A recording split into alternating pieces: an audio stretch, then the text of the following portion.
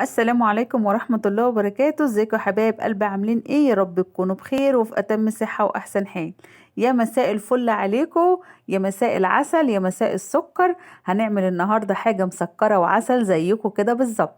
هنعمل النهاردة البسبوسة بطريقة سهلة وبسيطة بسيطة جدا، هتعجبكم ان شاء الله. واللي يعجبها طريقة النهاردة في البسبوسة على طول جري على زرار اللايك وتحط احلى لايك من احلى متابعة عندي. هنعمل النهاردة البسبوسة. بصوا انا معايا هنا دقيق سميد، الدقيق دوت دقيق بسبوسه هتجيبيه من عند العطار او من عند محل مستلزمات الحلويات. هتقولي له عايزه دقيق سميد او دقيق بسبوسه هيديهولك، هيبقى بالشكل ده بالظبط. ما تجيبيش الدقيق اللي في الاكياس المغلفه، ده بيتعمل بطريقه وده بيتعمل بطريقه. ان شاء الله هعمل لكم طريقه الكيس اللي هي بتبقى جاهزه برضو هنا في القناه. اول حاجه هنا معايا هاخد كوبايتين ونص دقيق سميد. بصوا اهي كوبايتين ونص بالشكل ده. الكوباية هتبقى بالطريقة دي كده.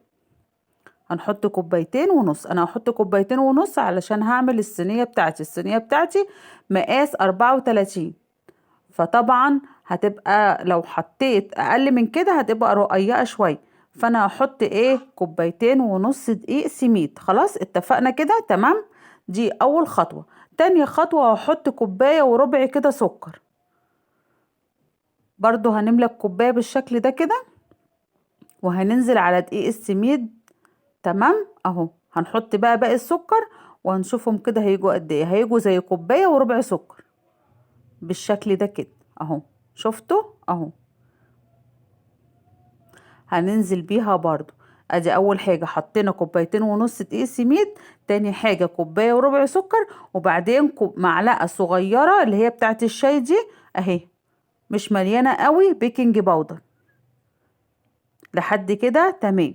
هقلب بقى المكونات الجافة دي كلها. انا نسيت وكنت احط السمنة بس قلت هقلب المكونات ايه، السميد على السكر على البيكنج باودر، هقلبهم كويس جدا مع بعض عشان المكونات الجافة تتجانس مع بعض. تالت خطوة معانا هبدأ انزل هنا بايه، بنص كوباية سمنة بما يعادل 3 معالق كبار. نص كوباية سمنة بما يعادل 3 معالق كبار. هبس بقى دقيق البسبوسة دوت بالسمنة كويس جدا علشان كل حبيبات البسبوسة تتغلف بالسمنة. معايا هنا كوباية لبن. الكوباية دي ولا هي سخنة ولا هي ساقعة، انا كنت مدفياه شوية على البوتاجاز. حبايب قلبي محدش يقلب في البسبوسة كتير علشان ما تقلبش معاكم كده زي العيش وهتبقى نتيجتها مش حلوة خالص ومش هتعجبكم. تقلبتين 3 كده بس علشان خاطر الدقيق يتغلف باللبن ويشرب من اللبن بس. معايا هنا الصينية بتاعتي زي ما انتم شايفين دهنتها كده سمنة من الجناب، وكمان من كلها دهنتها سمنة. وهنزل بقى بكمية البسبوسة بتاعتي. هحاول ان انا افردها كده وبعد كده هحط فوطة مطبخ وهبدأ اخبطها عليها علشان خاطر انعم الوش بتاعها ويبقى الوش كله متساوي.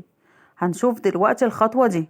بصوا اهي، بخبطها شوية كده على الرخامة عشان الوش بتاعها يتساوى بالطريقة دي.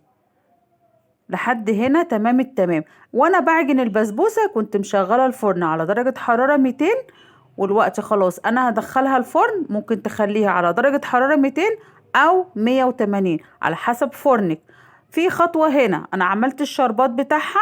الشربات بتاعها عبارة عن ايه؟ عبارة عن كوباية ونص سكر عليهم 3 كوبايات مية وعصرة ليمونة. الفيديو دوت ما تصورش، انا اسفة جدا ان هو ما تصورش. وسقيت كمان البسبوسة وشربت العسل والحمد لله طلعت النتيجة هايلة. بس انا بتأسف لكم تاني على المقطع اللي ما تصورش ده خالص. هبدأ هنا اقطع البسبوسة بالشكل ده بعد ما سبتها بردت تماما. ممكن تسيبيها فترة علشان تقدري ان انت تقطعيها وتطلع القطعة بتاعتك بقطعتها. انا سبتها فترة كانت عايزة تقعد تاني، بس والله جالت ضيوف وكنت عايزاهم يدوقوا من البسبوسة اللي انا عاملاها. ضيوف عزاز عليا جدا وكمان جايبين لي معاهم هدية حلوة هوريها لكم دلوقتي. يا رب تعجبكم. بصوا اهي قطعة البسبوسة طالعة مرملة وزي العسل وزي السكر. بصوا مرملة ازاي. انا بحب البسبوسة كده، بحبها مرملة كده من زمان. بحب البسبوسة المرملة بالشكل ده. بقول لكم حطوا لي بقى لايك. حبايب قلبي، يا رب النهاردة الفيديو يكون عجبكم وطريقتي في البسبوسة تكون سهلة وبسيطة على قلبكم. اتمنى منكم تحطوا لي لايك وتشتركوا في القناة، واللي ما اشتركش يشترك ويفعل زر الجرس علشان يوصلوا اشعار بكل فيديو جديد بننزله.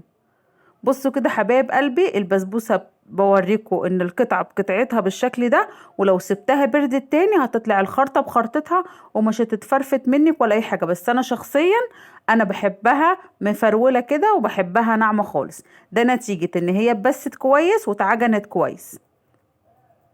يا ريت تجربوا طريقتي وتقولوا لي رأيكم في الكومنتات. دي هدية الضيف اللي كان جاي عندي النهاردة، حبيبة قلبي بنت اختي عملتها لي النهاردة وكتبت لي عليها وحفرتها بالشكل ده كده، مكتوب عليها عالم بودي لوكا. اتمنى ان انتوا تحطوا لايك النهاردة للفيديو، وبشكر حبيبة قلبي بنت اختي اللي هي بنتي. ربنا يا رب يخليها ليا ويخلي لها ولادها يا رب،